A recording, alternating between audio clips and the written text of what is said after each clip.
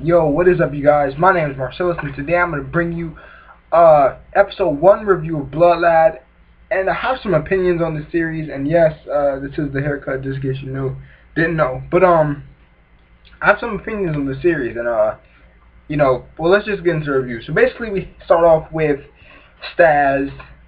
Basically, he's a boss of a territory, and the rules of the territory are: if your head is taken by someone, that person that took the head becomes the boss of the territory, and that's how it works. So apparently Staz had took somebody else's head, and now he was the boss of that territory. And he's pretty much obsessed with the human world, like games, manga. You see a couple parodies of Dragon Ball and a couple other mangas in there. He has human clothes, rip-off impersonations of clothes and games and stuff like that. And one day, I guess one of his henchmen, Daruk or something like that, call him up and tell him that a human girl has just been found in the middle of the demon world, and well, near his territory. And pretty much the demon rules are: what's on your territory, the boss can take it. So he decides to bring the human girl there, and him being obsessed with human things, he's ecstatic to meet this girl. Very excited to ask her questions and be attracted to her and stuff like that. And he gets all nervous, stuff like that. So pretty much, she, in the middle of him meeting her, some dude tries to challenge the boss for his territory, and ends up losing.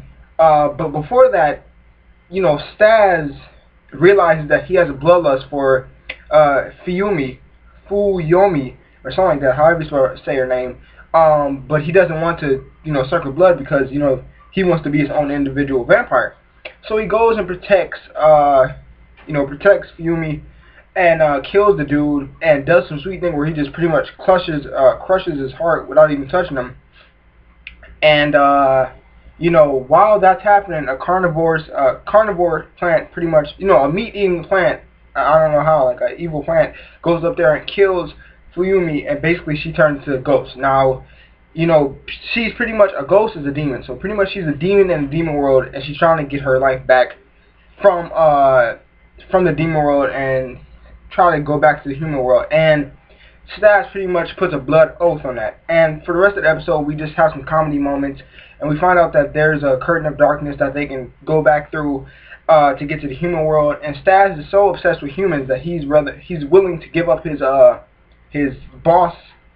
as a boss of the territory, but he finds a way around it. And now he's going to take Fumi back for a little while, and pretty much try to get her body back and her as a human, because he's not attracted to her when she wasn't a living human. Now she's a ghost. She looks exactly the same, nothing different, but he's not attracted to her because she's not living.